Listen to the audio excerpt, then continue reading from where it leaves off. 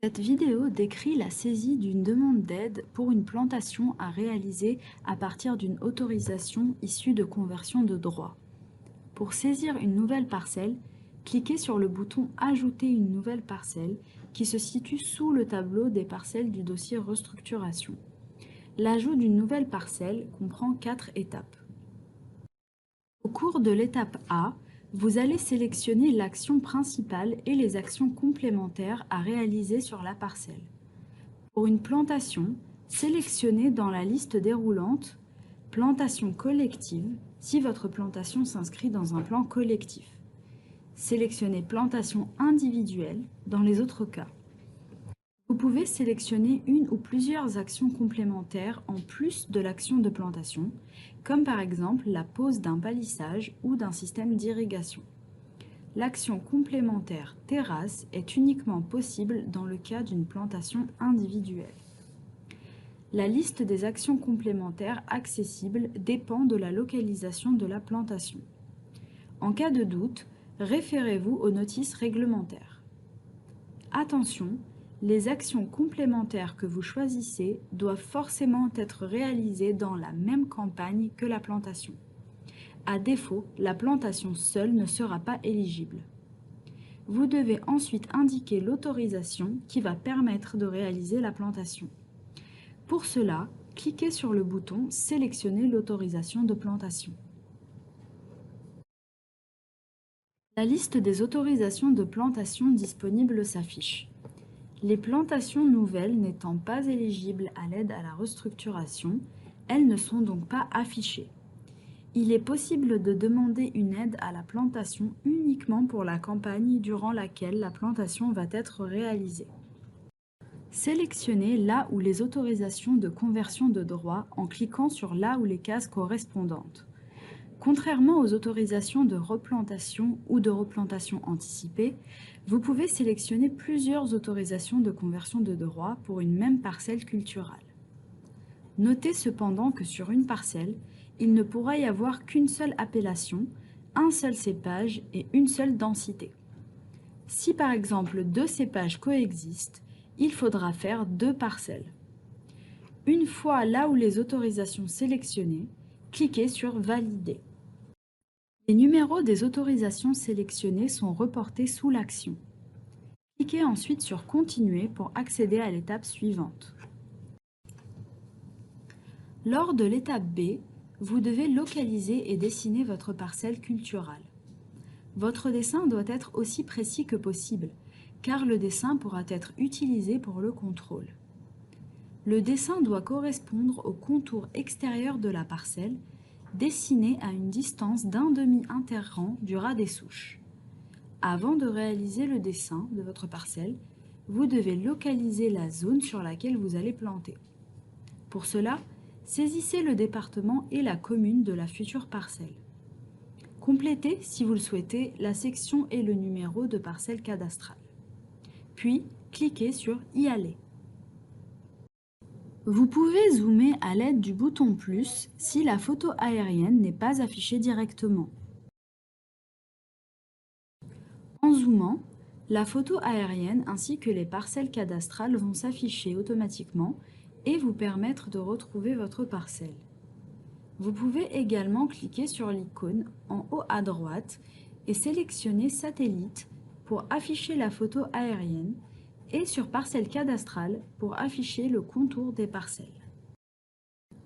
Pour commencer votre dessin, cliquez sur l'icône en forme de polygone. Positionnez votre souris sur un des angles de la parcelle et cliquez une fois pour réaliser le premier sommet de la parcelle. Déplacez votre souris et cliquez à nouveau pour réaliser un nouveau sommet. Le premier côté de la parcelle apparaît. Continuez à cliquer à l'aide de votre souris pour réaliser les contours de la parcelle. Pour terminer votre dessin, cliquez à nouveau sur le premier sommet. Il est important de noter que la commune qui sera indiquée à cette étape constituera la base de l'analyse réalisée à l'étape suivante. Ainsi, afin d'assurer une analyse correcte de l'éligibilité de votre parcelle, il est essentiel que la commune que vous indiquez à cette étape soit celle qui correspond réellement à votre plantation.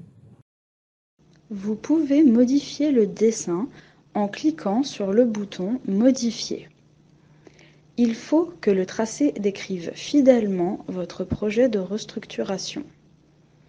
Enfin, cliquez sur Valider pour accéder à la troisième étape. Dans cette étape, vous devez saisir les caractéristiques de la parcelle que vous allez planter.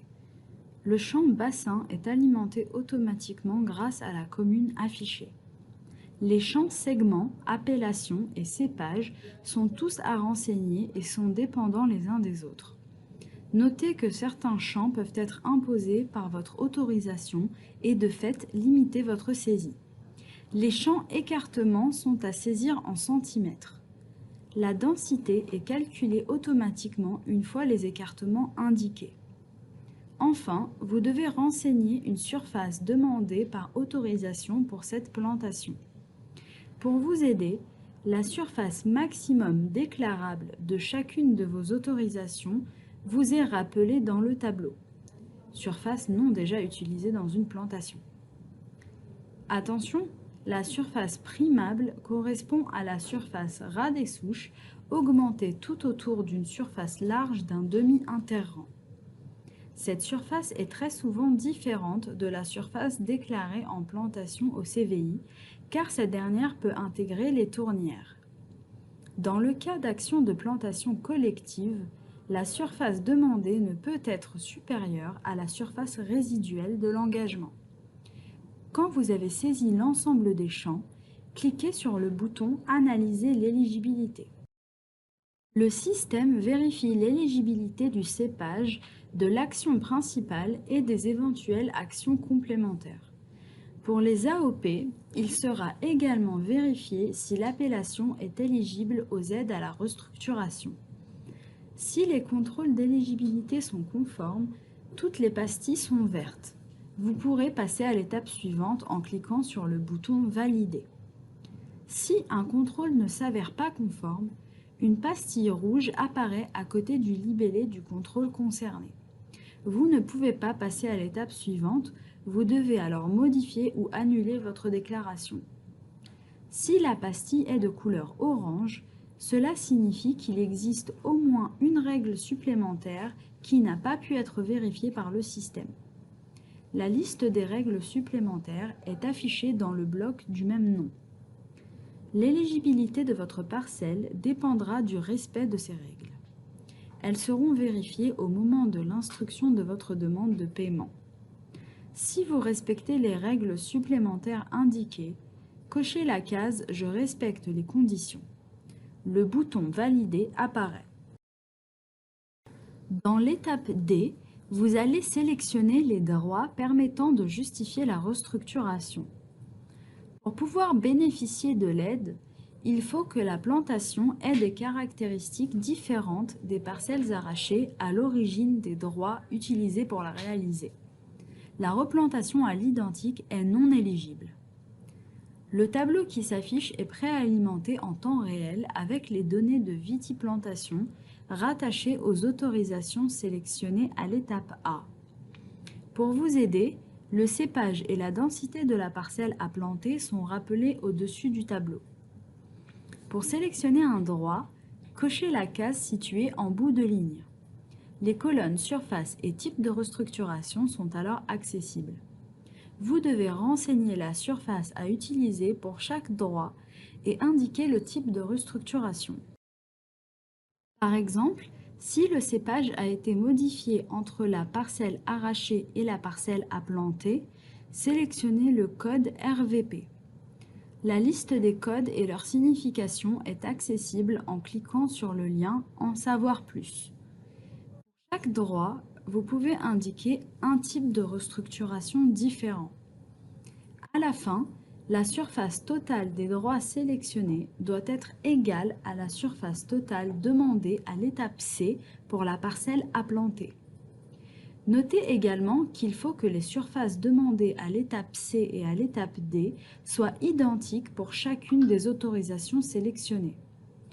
Une fois les droits sélectionnés, cliquez sur le bouton « Analyser l'éligibilité ».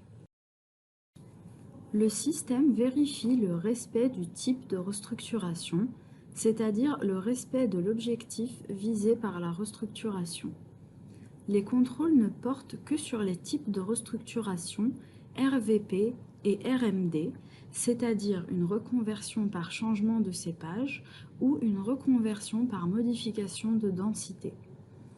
L'éligibilité des autres types de restructuration ne peut pas être vérifiée par le système. Si les contrôles d'éligibilité du type de restructuration sont conformes, les pastilles sont vertes, vous pouvez passer à l'étape suivante en cliquant sur le bouton « Valider ». Si un contrôle ne s'avère pas conforme, une pastille rouge apparaît à côté du droit concerné. Vous ne pourrez pas passer à l'étape suivante, vous devez modifier ou annuler votre déclaration. Pour le type de restructuration « Modification de la densité de plantation », il est possible d'ignorer une pastille rouge si vous détenez un compte-rendu de contrôle sur place de la parcelle arrachée, constatant un écartement différent de celui du CVI. Si la pastille est de couleur orange, cela signifie soit que le contrôle n'a pas pu être réalisé car il manque une information, soit qu'il existe au moins une règle supplémentaire qui n'a pas pu être vérifiée par le système. Comme à l'écran C, la liste des règles supplémentaires est affichée dans le bloc du même nom. Si vous respectez les règles supplémentaires indiquées, cochez la case « Je respecte les conditions ». Le bouton « Valider » apparaît. Si les données utilisées pour réaliser les tests d'éligibilité ne sont pas disponibles ou erronées, des justificatifs supplémentaires vous seront demandés au moment de l'instruction.